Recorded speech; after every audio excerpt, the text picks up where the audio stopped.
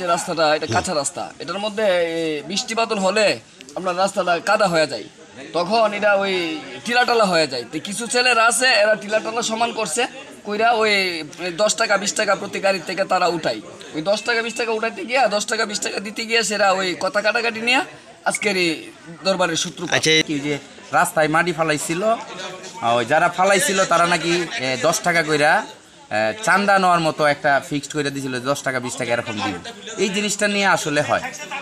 এরপরে লাস্ট পর্যন্ত ওই যে রাত্রে মীমাংসা করার জন্য একটা মিটিং হয়েছে, মিটিংয়ের মধ্যে তক্র বিতক্র কইরা জিনিস একটু বাইরে গেছে। সকালে আবার তারা পুনরায় এই জগরাতে নামছে। তো যাই হোক, জগরাতে নামছে, জগরাতে এলো পাথারি জগরা। এখন সরাই থানার পুলিশ ফোর্স আসছে, বিভিন্ন এই গ্রামেরই অনেক সর্দার মাতাবর, এই আমার এই যুবক ভাইয়ারা যারা অনেক, তাদের চেষ্টায় পুলিশের সহযোগিতায় আলহামদুলিল্লাহ জগরা এখন নিয়ন্ত্রণে আছে। আপনি ঠিকই বলেছেন যে গত 30 তারিখে নয়ন এবং জুয়েলের মধ্যে ক্ষুদ্র একটা বিষয় নিয়ে তাদের মধ্যে একটু হাতাহাতি হয়। এই বিষয়টা নিয়ে গত 1 তারিখে তেরোকান্দা গ্রামের সর্দারদের নিয়ে তাদের একটা আপোষ মীমাংসার জন্য একটা সালিশি বৈঠক হয়।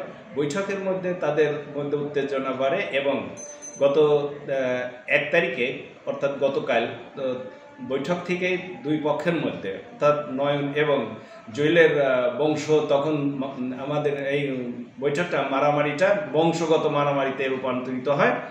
আমরা থানা পুলিশ সংবাদ পেয়ে আমরা তাৎক্ষণিক ঘটনাস্থলে যাই। পুলিশের উপস্থিতিতে গত 1 তারিখ সন্ধ্যার পরে তাদের আমাদের নিয়ন্ত্রণে আসে তাদের মধ্যে যে মারামারি ঘটনা ছিল। পরবর্তীতে কালকে তাদের মারামারি থেকে তারা বিরত হয়।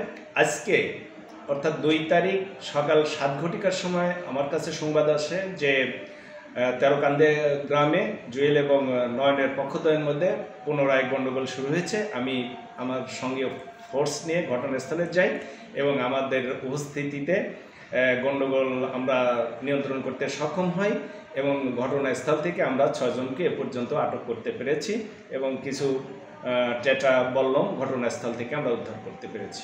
পরবর্তী সংঘাত এড়ানোর জন্য আমাদের ঘটনাস্থলে পুলিশ মোতায়েন আছে এবং ঘটনার সাথে যারা অপরাধী তাদেরকে আমরা আটক করবে এবং তাদেরকে আইনের আওতায় আনব।